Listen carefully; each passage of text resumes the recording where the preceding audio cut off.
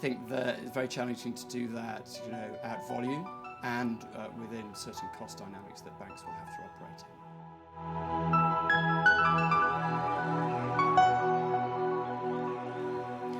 Welcome to our masterclass series, Client Challenges and the Art of the Possible in Risk, Compliance and Payments with Acuity, a leading firm in the financial crime compliance and payment space. I'm joined by Tom Golding and Pascal Ahrens, each of whom have worked in financial crime compliance for 15 years.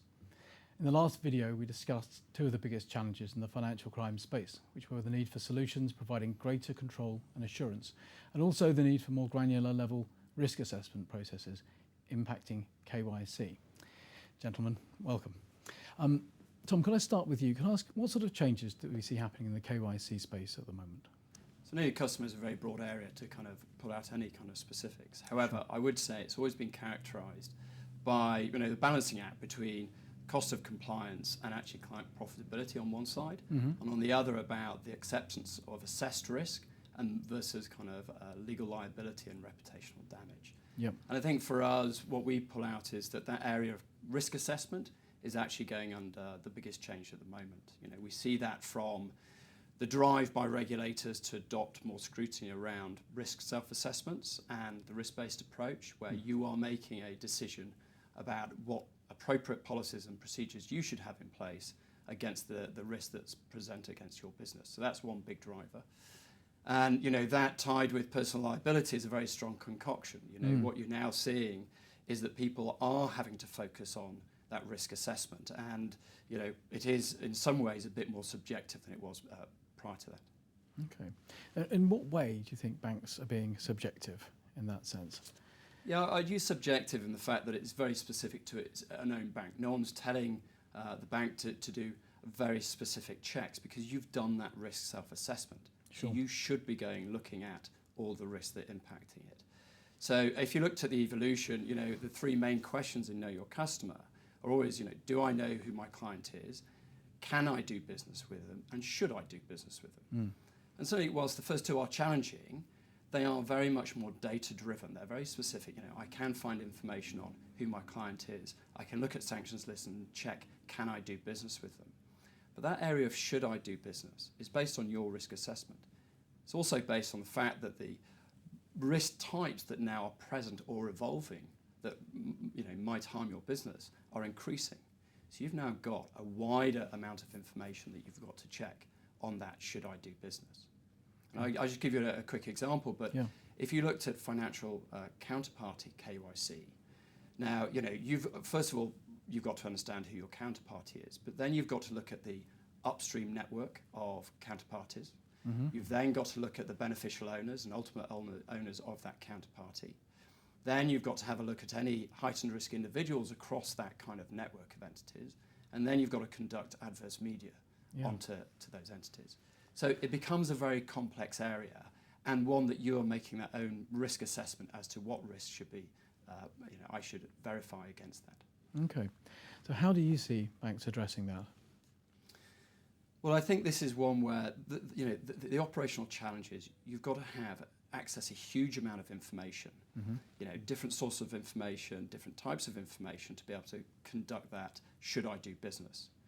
Now, not only is it about access to information, but you've got to apply a very consistent kind of risk assessment across that those information you're pulling back to make your judgment of whether I should do business. So that in itself is very challenging. I think that it's very challenging to do that at volume and within certain cost dynamics that banks will have to operate in. So I see that as one of the biggest challenges. Okay, that's great. Thanks very much.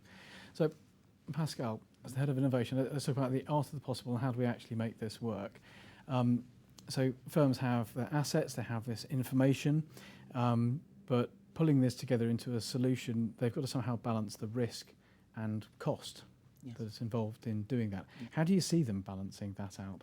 It's really a big priority today because with the regulation changing so quickly, balancing risk and cost is very difficult. And how this translates into solutions is really, especially adding two solutions today is in two aspects. The first one is accessing the information.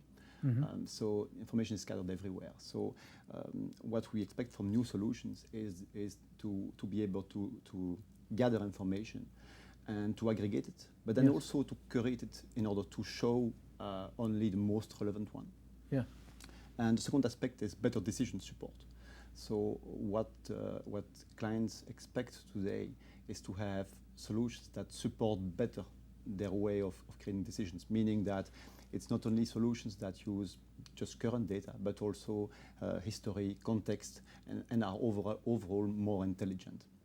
So, with regulation getting exponentially more complex, this puts pressure on operational costs, so on manual operations.